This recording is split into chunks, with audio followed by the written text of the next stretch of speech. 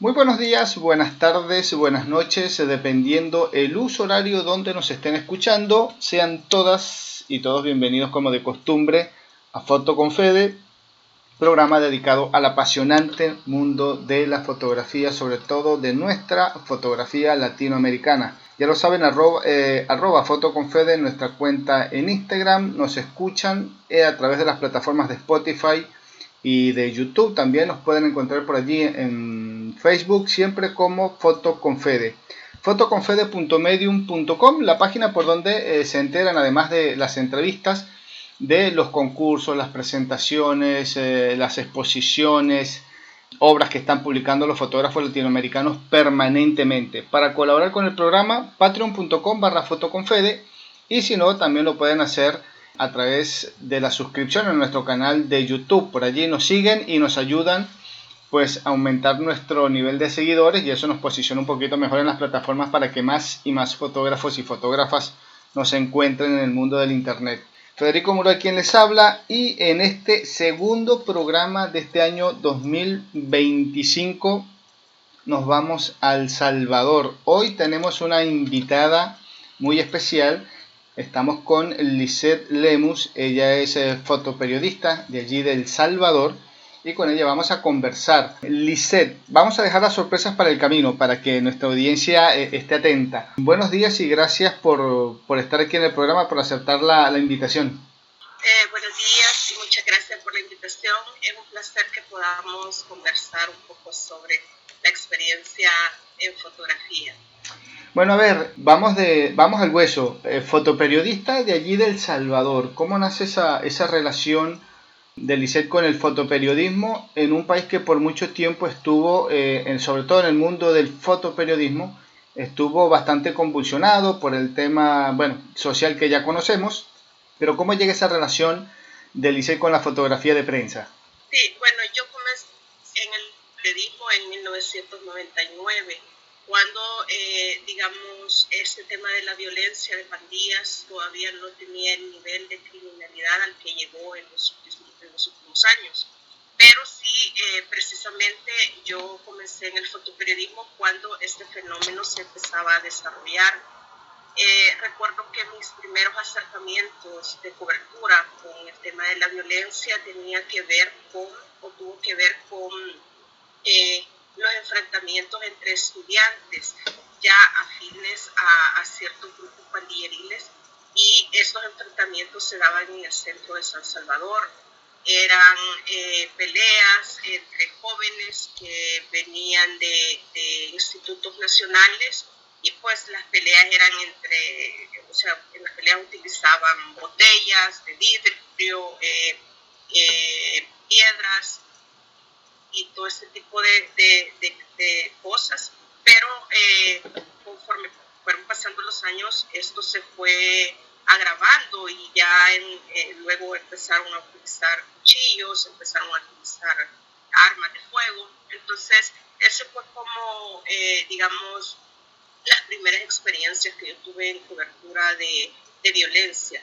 Luego se vino la época más difícil, que ya fue a partir de los años 2000, donde las pandillas comenzaron pues a mostrar su fuerza a través de hechos violentos, como homicidios.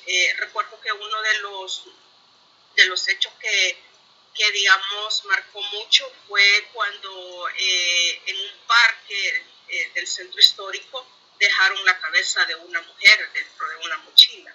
Entonces ahí comenzó como esta parte más, digamos, más fuerte de la pandilla, ¿verdad? De demostrar su poder, ¿verdad? O sea, era una forma de decir, esto es lo que nosotros podemos hacer. Y comenzaron ese tipo de crímenes de mujeres que les cortaban la cabeza o las despedazaban, y bueno, y dejaban los cuerpos ahí tirados, ¿verdad? Y las partes de los cuerpos tirados en diferentes lugares, precisamente para que la gente viera esas escenas y para infundir temor, ¿verdad? Luego pasamos ya a otra época en que digamos, la pandilla empezó a cambiar su forma de actuar, y tuvo que ver cuando se implementaron medidas de mano dura, ¿verdad?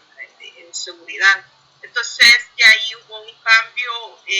También más adelante también empezaron a utilizar otras técnicas, ¿verdad? Como el hecho de desaparecer a las personas y enterrarlas en fosas clandestinas. Entonces, todo, digamos, ha sido un recorrido en esto, ¿verdad? De ir cubriendo todas estas etapas, ¿verdad? Hasta el punto donde las que, digamos, ejercen esta violencia, sino que ha empezado, digamos, este fenómeno de violaciones a los derechos humanos, pero desde el Estado, ¿verdad? Y todas estas denuncias de malos tratos, torturas y todo este tipo de denuncias relacionadas a los derechos, a violaciones de derechos humanos cometidas desde el Estado. ¿Y cómo es toda esa vivencia? Porque normalmente cuando uno se imagina fotoperiodismo, si bien sabemos que dependiendo de la región o el país es más o menos violento, pero históricamente Centroamérica ha tenido una connotación muy puntual, que siempre fue como que bastante agresivo, ¿no? ¿Cómo es para el fotoperiodismo, para una fotoperiodista, cubrir todo este tipo de eventos? Porque si bien el riesgo es el mismo para el fotoperiodista o para la fotoperiodista, como que hay menos incidentes con la fotoperiodista. Son más cautas las mujeres para cubrir estos eventos. Tienen el plus de que, bueno, es como que no las vamos a tocar tanto, a diferencia de un fotoperiodista, que el fotoperiodista cobra de ida y de vuelta, como digo yo. Pero son más cautas, tienen otra forma de cubrir, son más sigilosas. ¿Cómo lo llevas? ¿Cómo lo has ido llevando, por lo menos desde tu punto de vista, desde tu día a día? Sí, bueno, yo creo que en todas estas coberturas uno va aprendiendo y el aprendizaje no tanto depende del género, sino también depende de la personalidad, de las experiencias que a uno le toque cubrir. Yo recuerdo que en los años 2000 cubrían mucho enfrentamientos protestales, entonces sí, creo que en ese tiempo no teníamos como la preparación, ¿verdad? Creo que ahora hay como muchos cursos enfocados precisamente en la seguridad de coberturas bajo riesgo, en la seguridad digital, pero en ese momento no, fuimos aprendiendo con la práctica, es decir, fuimos aprendiendo a golpes también. Muchos de nosotros salimos en algún momento que nos cayó una piedra en una protesta o algunos compañeros salieron heridos. Entonces, todo ha sido un aprendizaje. Y creo que el peligro, al contrario, es más fuerte para las mujeres. Es más difícil para las mujeres en estos contextos, porque al final, siendo mujer, pues también se sufre un tipo de violencia solo por el hecho de ser mujer. Yo recuerdo que en mis coberturas, por ejemplo, de fútbol, muchas veces me gritaban cosas desde la cancha, desde los graderíos, cuando yo me encontraba cubriendo fútbol, cosa que no lo hacían con mis compañeros hombres, ¿verdad? Entonces, ese es un tipo de violencia también que muchas veces pasa desapercibido o se minimiza, pero al final también es violencia contra la mujer.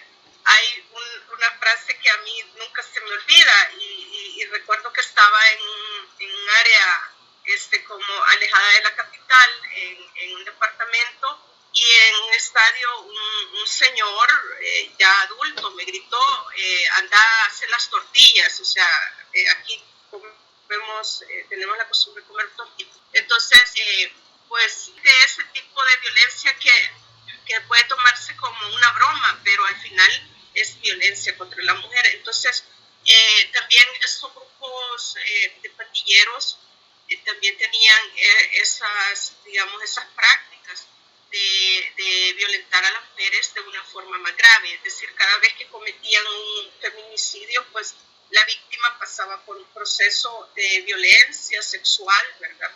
Previo a que la mataran. Entonces, tipo de violencia no la sufrían las víctimas hombres, ¿verdad? Pero es más grave para las mujeres. Entonces, al final, pues también el temor y el riesgo es más grave para las mujeres en estos contextos, ¿verdad? Pero yo creo que con con el tiempo y con la práctica fuimos aprendiendo también, o hemos ido aprendiendo los fotoperiodistas en general a cuidarnos, a tener como medidas de seguridad, y yo creo que en eso ha habido mucho avance en Centroamérica. ¿Mejoró la preparación de los fotoperiodistas o cambió el fotoperiodismo? Yo pienso que ha mejorado. Hay como instituciones nacionales o internacionales o organismos que se han interesado, ¿verdad?, en la preparación de fotoperiodistas en general, sean hombres y mujeres, y algunos talleres de seguridad también enfocados a las mujeres. Y entonces, pues así es como hemos ido conociendo un poco más de los riesgos, a cuidarnos de los riesgos, y esos riesgos también tienen que ver con la salud mental, porque por mucho tiempo creíamos que el fotoperiodista no sentía, no le afectaba ver todas estas escenas de homicidios, estas escenas de dolor detrás de un homicidio, escuchar a las víctimas de la violencia, pero al final sí hay una afectación psicológica. Entonces yo creo que ahora tenemos como más conciencia, pero eso se ha ido logrando a través de toda la preparación, a través de organismos, sobre todo internacionales, que se interesaron, ¿verdad?, en cuidar esa parte que tiene que ver con la seguridad de los fotógrafos. Y con todo esto que me estás diciendo, me voy al plano fotográfico. Desde aquella Lisette de comienzos en el mundo del fotoperiodismo ahí en El Salvador, a la Lisette de hoy en día, ¿qué tanto cambió, si es que cambió, la fotografía? Tu fotografía, sobre todo. Sí, bueno, yo he tenido un proceso bastante cambiante en este mundo del fotoperiodismo. Comencé hace más de 20 años haciendo fotoperiodismo.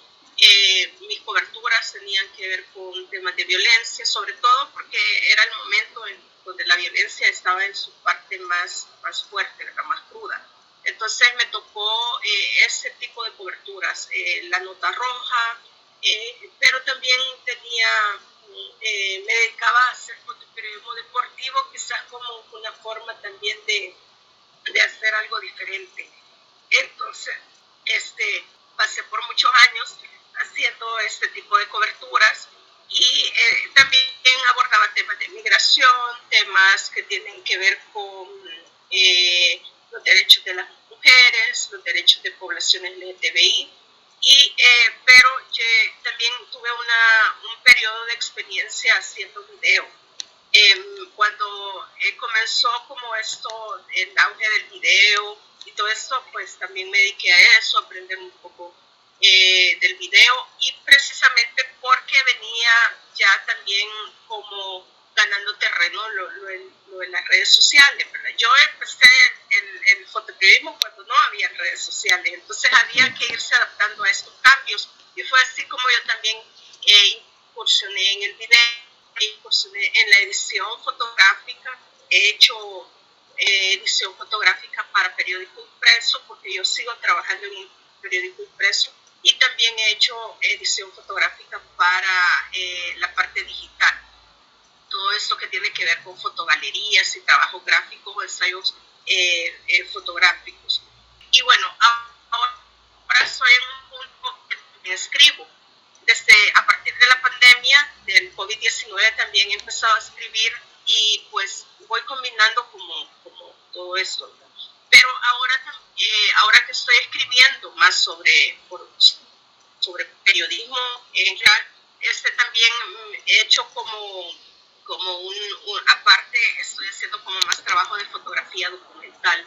Entonces yo creo que esa experiencia y esos cambios me han permitido también que mi foto de alguna manera vaya cambiando, ¿verdad? Entonces ahora me dedico más a la fotografía documental, y precisamente a partir del año pasado estoy trabajando un proyecto que, bueno, nació de la idea de cubrir o de documentar las violaciones a derechos humanos en el contexto del régimen de excepción, que es una medida excepcional que se supone que iba a estar por un tiempo específico, pero llevamos 3 años viviendo bajo un régimen de excepción que nos quita derechos fundamentales a todos los ciudadanos en general. Entonces, eso ha tenido como ciertas afectaciones y bueno, empecé digamos, a documentar las afectaciones del régimen, sobre todo en los niños. Y hice un trabajo con Conectas, que es una plataforma de investigación periodística a nivel de Latinoamérica, y hice un trabajo sobre las afectaciones precisamente en la niñez. A partir de ahí nació una idea de hacer un trabajo fotográfico un poco más profundo sobre, digamos, esos sentimientos de soledad que dejan todos estos procesos que tienen que ver con la muerte y que tienen que ver con el encarcelamiento. Entonces, un poco ahí estoy trabajando todavía en eso y espero que en algún momento este proyecto fotográfico pueda salir a la luz, ¿verdad? Y poderlo publicar en algún lugar. Si bien tenés más de 20 años dentro del mundo de la fotografía y del fotoperiodismo, puntualmente en el 2009 fue un año muy importante, creería yo, en tu carrera, con el reconocimiento con el WordPress Photo de ese año, el 2009. Sí, bueno, ese reconocimiento creo que cambió mi vida y quisiera contar un poco sobre la imagen precisamente que ganó ese reconocimiento, porque es una imagen bastante fuerte que creo que ahora con los, digamos, mecanismos legales que hay en este momento ya y que se han ido desarrollando, posiblemente ya en este tiempo no hubiera sido posible publicar ni siquiera esa fotografía. Pero en ese momento era precisamente lo que la gente vivía constantemente en El Salvador. Justo en esos años había una tasa de homicidios súper alta en El Salvador. No recuerdo específicamente la tasa de ese año, pero en esos años anduvo entre 12 y 15 el promedio. Entonces yo precisamente ese día que tomé esa fotografía estaba en una escuela de una comunidad que era de estas comunidades denominadas de alto riesgo, y estaba haciendo una cobertura sobre desnutrición, cómo la desnutrición afecta en los procesos educativos. Y estaba dentro de, entonces escuché el estruendo afuera de la escuela, pero yo nunca había escuchado un disparo tan cerca, ¿verdad? Entonces ni siquiera sabía que era un disparo, pero los niños que eran de 8, 9 años que estaban en la escuela me dijeron que se trataba de eso, precisamente de que le habían disparado a alguien. Fueron ellos los que me alertaron. Entonces fue así como yo salí de la escuela y afuera pues me encontré con esta escena de una mujer, de una madre de familia que habían asesinado precisamente ahí, a un lado de la escuela.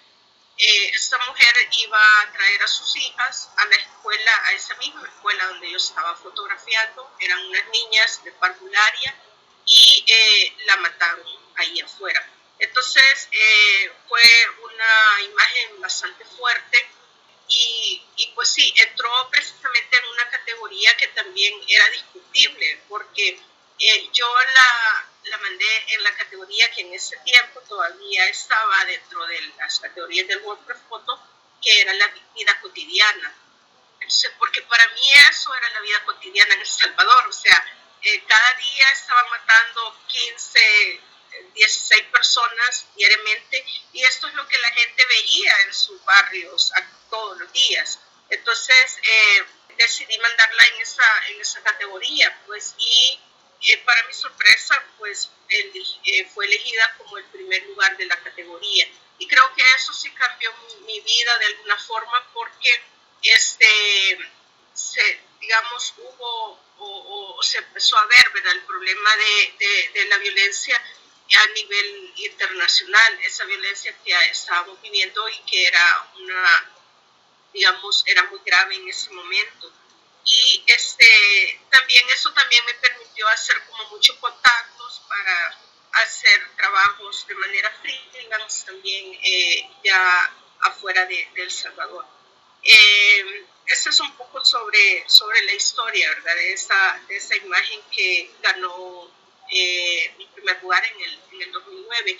En el siguiente año, gracias a ese trabajo y el trabajo que había estado haciendo yo documentando la violencia en El Salvador, también fui elegida para ser parte del masterclass, el World Photo, que es digamos, un taller que se hace todos los años por la fundación, donde participan 12 fotógrafos elegidos a nivel mundial, ¿verdad? Entonces tuve la suerte de ser seleccionada entre esos 12 fotógrafos, y pues también fue una experiencia muy bonita porque incluye una parte de edición fotográfica, y yo creo que esa es una parte que más nos cuesta a los fotógrafos, ¿verdad? Entonces ahí aprendemos cómo hacer una edición en ese momento para web, para un libro, para un periódico, y todo ese tipo de experiencias creo que fueron abonando en mi aprendizaje.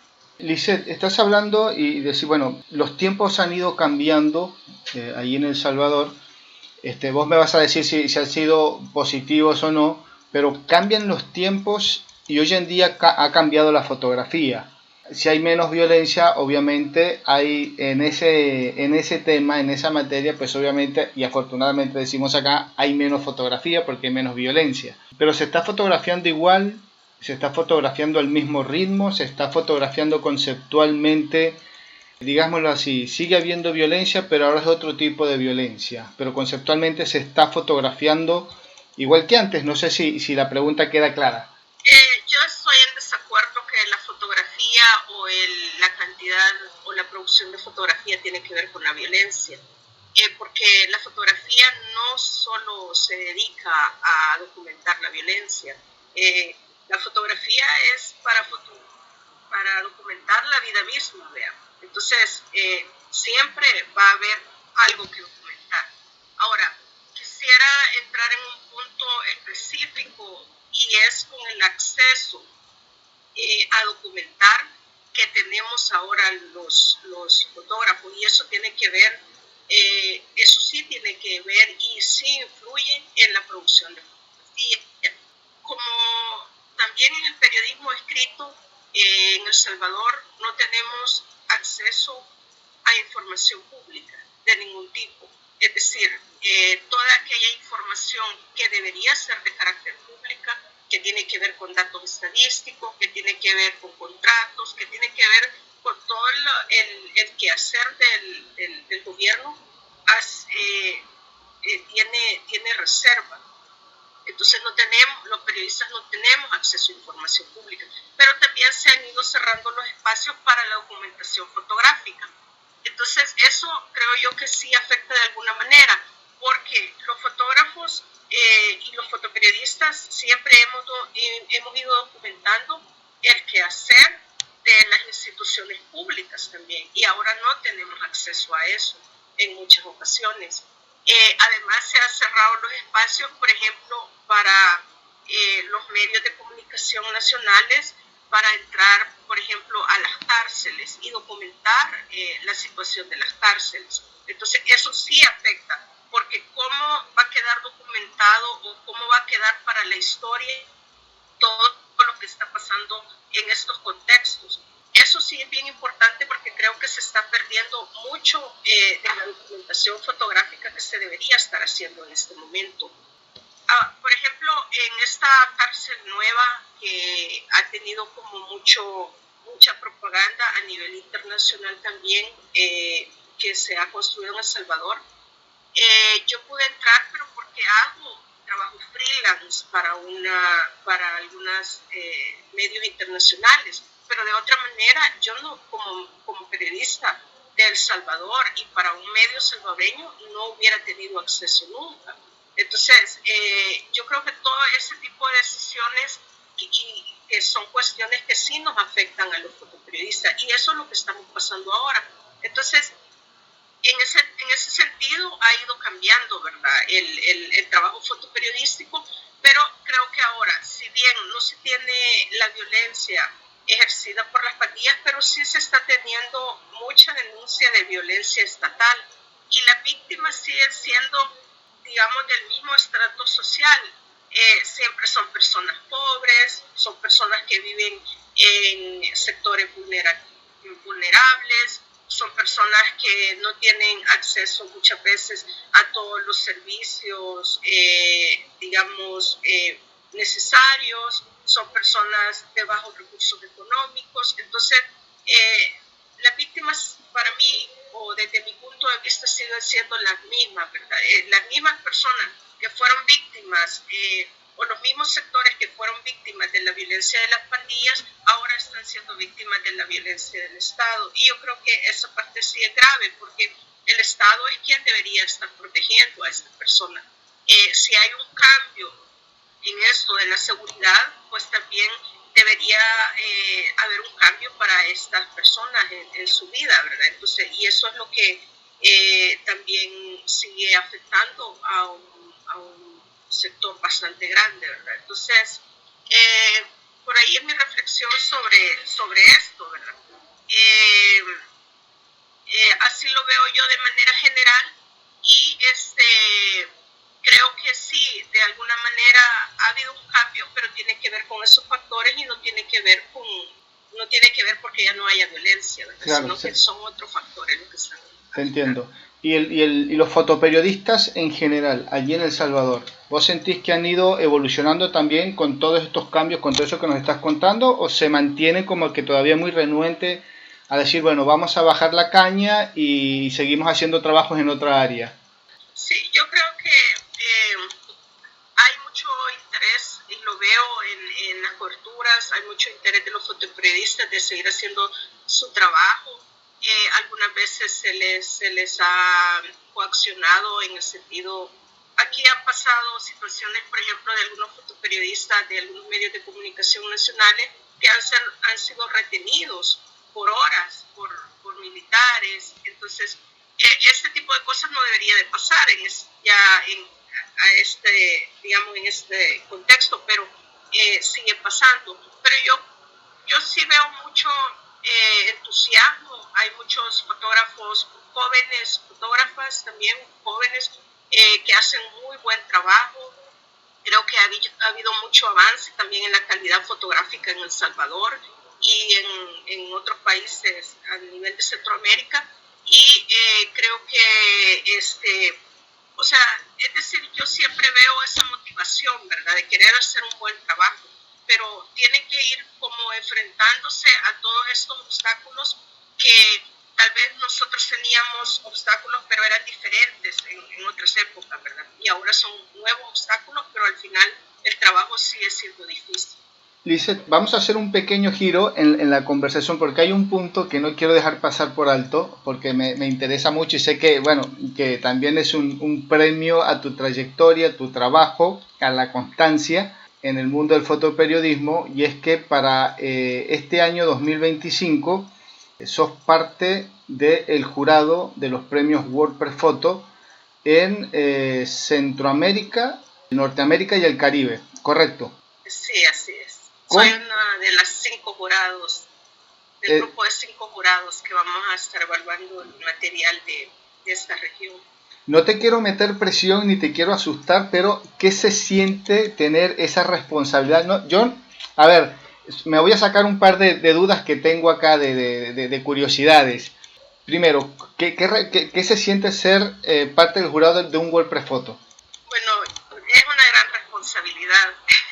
Pues vamos a ser el grupo que vamos a elegir las mejores fotos del año pasado, ¿verdad?, a nivel de esta región, de la región de Norteamérica, Centroamérica y el Caribe, y pues tenemos que tener la capacidad de evaluar y de decidir, ¿verdad?, cuáles son los mejores trabajos. Entonces yo creo que eso es una responsabilidad bastante grande. Y pues cuando me dijeron que había sido seleccionada, pues sí sentí un poco de temor porque es la primera vez que voy a participar como jurado del WordPress Photo, del concurso. Ya he sido jurado de programas pequeños como el 6x6, que es un programa para talentos emergentes, pero pues no es, digamos, comparable en el sentido de la cantidad de material que se va a recibir o que se recibe en un concurso mundial. Entonces, pero yo creo que es una experiencia muy, muy bonita. Me va a permitir trabajar con colegas muy talentosos también de otras regiones, y yo creo que va a ser un espacio de aprendizaje, pero también un espacio donde yo pueda aportar mis conocimientos sobre la región y sobre mi experiencia en el fotoperiodismo. Entonces, si bien es cierto, siento la presión de la responsabilidad, también estoy muy emocionada de que me hayan tomado en cuenta y que me hayan seleccionado para esa tarea que es bastante difícil. Ahora, al momento de hacer la entrevista, estamos a unos pocos días de que se cierre la inscripción para que los fotógrafos y las fotógrafas envíen su material. Pero me imagino que ya han estado revisando algo o todavía no han tenido la chance de empezar a ver. No, mientras no se cierra una vez que se cierre, empiezan la revisión. De hecho, pasan unos días porque comenzamos a trabajar el 17 de enero. A partir del 17 al 27 de enero vamos a estar trabajando en la selección, y pues yo animo a todos a participar, a que envíen sus trabajos, a que no se queden con el deseo de hacerlo, ¿verdad? Porque así yo en el 2009 que gané, igual yo mandé una fotografía que, si bien yo sabía que era bastante fuerte, pero nunca imaginé que iba a ganar un golpe foto. Yo mandaba todos los años, me gustaba participar porque en esa época, no sé si usted se recuerda, que nos mandaban el libro con las fotos ganadoras. Solo a todos los participantes les mandaban el libro. Entonces, claro, la época ha ido cambiando, y pues ahora de una manera distinta, pero yo precisamente mandaba al concurso porque quería que me mandaran el libro. Claro. Entonces nunca pensé que iba a ganar. Por eso es que yo ahora invito a todos a que participen, porque todos los que participan tienen una oportunidad de poder ganar en algún momento. Interesante. Y no sé si te harás una idea de cuántas fotos vas a ver en unos 10 días. Son miles. No, sí, son miles, pero todavía eso depende de la cantidad de participantes, de la cantidad de entradas, y aunque en los últimos años ha habido como mucha participación, pero yo invito sobre todo a las mujeres a que participen, porque siempre es un porcentaje, o sea, sigue habiendo como es un porcentaje más bajo de mujeres fotógrafas. Entonces hago una invitación especialmente para las mujeres a que no se queden atrás y que participen, y que aumentemos, ¿verdad?, esta participación dentro del global. Y si hay algo que hemos tenido la oportunidad de conocer acá en el programa, a través de nuestras entrevistas, es que hay muchas mujeres en Latinoamérica que están haciendo proyectos realmente muy interesantes, y que yo digo, ¿por qué no está por qué no está este proyecto, por qué no está este otro en los concursos internacionales, no solamente el World Press Photo? Así que talento hay. Como decís vos, a veces nos tenemos que animar, vencer esa barrerita de no, pero mi trabajo no creo, no me animo, hay que hacerlo. No se pierde nada, se gana. Una vez que enviamos ya estamos ganando, porque le vencimos a ese temor de decir, no, yo mejor no envío. La fotografía, decimos acá, es para enseñarla. ¿Para qué voy a hacer fotos si después no la enseño? Sí, precisamente por eso yo hago el llamado a que participen, que leamos como los requisitos de participación. Ahora incluso hay una categoría que es la categoría abierta, donde pueden participar otro tipo de fotografías que han sido intervenidas. Esta es una categoría bastante nueva, que también le da oportunidad a personas o a fotógrafos y fotógrafas que están haciendo trabajos, pero gustan mucho de la intervención fotográfica, y de incluir otros elementos dentro del lenguaje fotográfico. Y yo creo que es una buena oportunidad, ¿verdad?, para el World Press Photo es una ventana mundial para que vean nuestro trabajo, y yo creo que eso tenemos que aprovecharlo. Y todos los trabajos, o sea, hay un mecanismo muy profesional, un procedimiento muy profesional para evaluar los trabajos. Entonces es importante que todos participemos, que no dejemos atrás nuestro trabajo y podamos tener una oportunidad, ¿verdad?, de visualizar nuestro trabajo a nivel mundial. Y ahora, como jurado, lo que se pueda comentar, porque me imagino que hay temas que hasta este momento por ahí no se pueden dar a conocer, pero me imagino que el jurado tiene una preparación previa, como para decir, bueno, los criterios para seleccionar los trabajos son estos, en función de este género, hay que ver esto otro, o le dan también carta abierta al jurado para decir, bueno, no, a mí me gustó este proyecto por, qué sé yo, una cosa de conexión, vamos a decirlo así. ¿Cómo es la temática?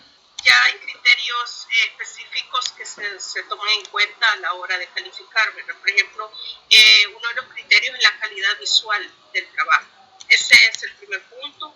Luego, cómo se cuenta la historia, ¿verdad? Qué elementos cuentan, o cómo yo cuento una problemática a través de la fotografía, cuál es la relevancia de esa historia, ¿verdad?, a nivel de región, a nivel de país, y también se toma en cuenta la representación, ¿verdad?, de las problemáticas en la región.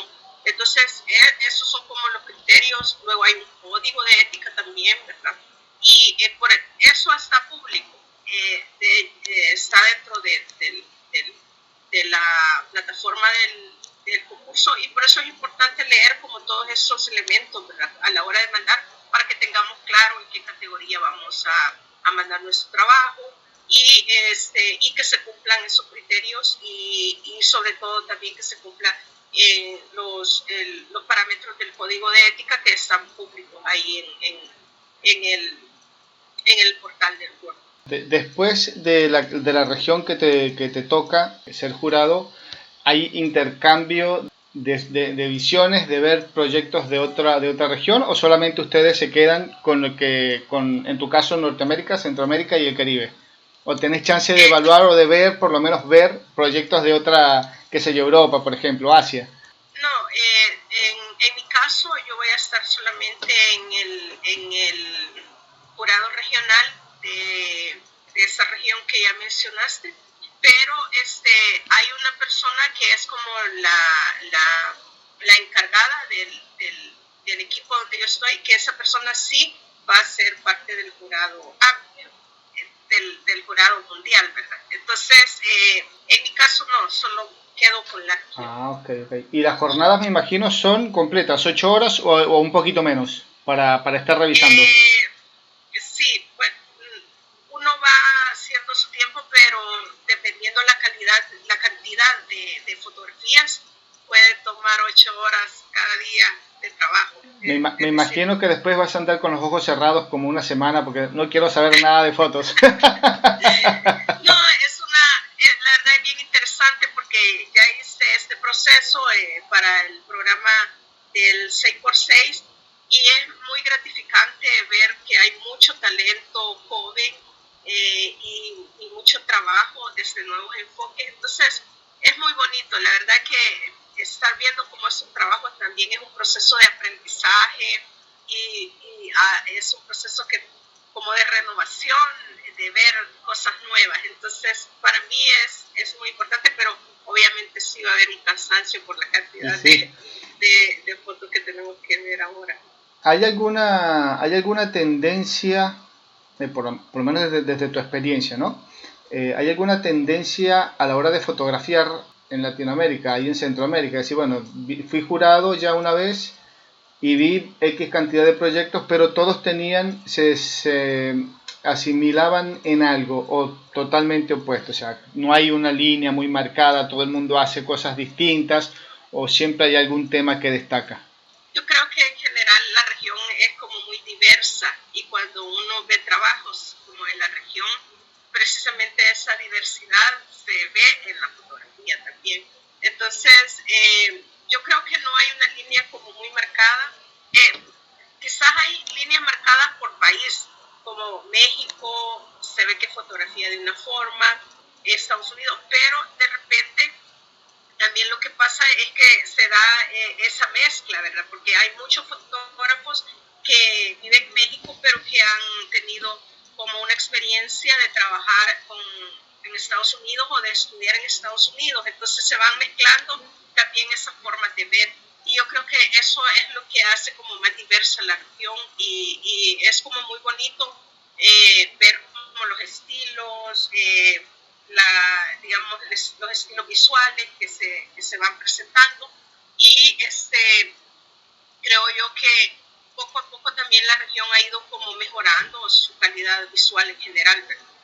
Ahí cada vez se está fotografiando más, cada vez hay más fotógrafos y más fotógrafas emergentes y eso nos alegra mucho porque hay hay una forma de ver nueva, hay una nueva forma de fotografiar, se está haciendo mucho, pero yo digo que estamos en una transición, me parece a mí, donde ya se está fotografiando con un poquito más de pausa, un poquito más de análisis fotográfico, hay como que un grupo que se está empezando a preocupar más por la formación fotográfica, no solamente de comprar la cámara y salir a hacer fotos, sino que esté estudiando un poquito más la parte conceptual de la fotografía, la analiza un poquito más, esa parte filosófica que tiene la fotografía y que a veces nos cuesta trabajo entenderla o verla cuando uno empieza en fotografía, porque uno compra su cámara, nos pasa a todos, apenas la compramos salimos a fotografiar todo.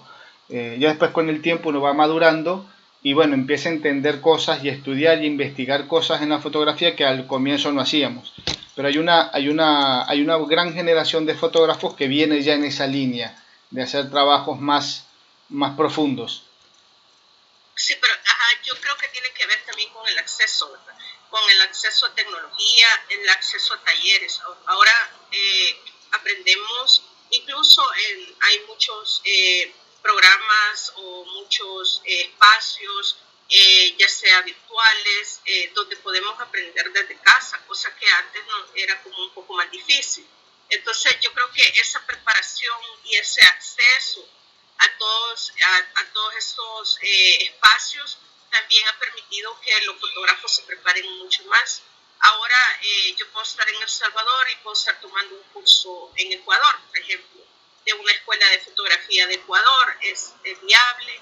Entonces se van mezclando, ¿verdad? Todos estos conocimientos, la forma de ver que se tiene en el sur con Centroamérica o con el norte. Entonces, la tecnología ha permitido ese tipo de cosas o ese tipo de procesos y yo creo que eso es como muy interesante.